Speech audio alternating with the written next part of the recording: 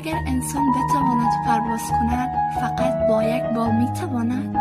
نگاه، نه، برای پرواز دو بال لازم است، پدر و مادر.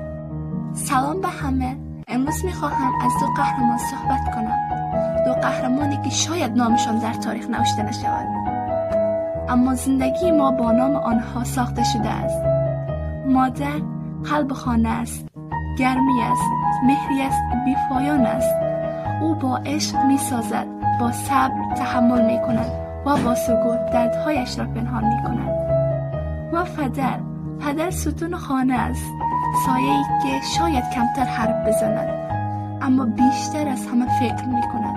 او خسته می‌شود اما نمی‌گوید، می‌شکند اما نشان نمی‌دهد. اگر مادر به ما عشق یاد می‌دهد، پدر به ما ایستادن یاد می‌دهد. اگر مادر پناه است، پدر تکیه‌گاه است.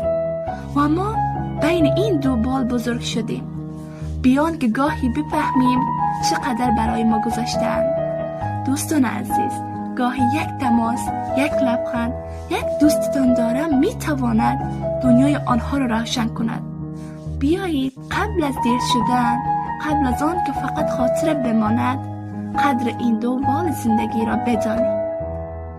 پدر و مادر، شما دلیل پرواز زندگی من هستید.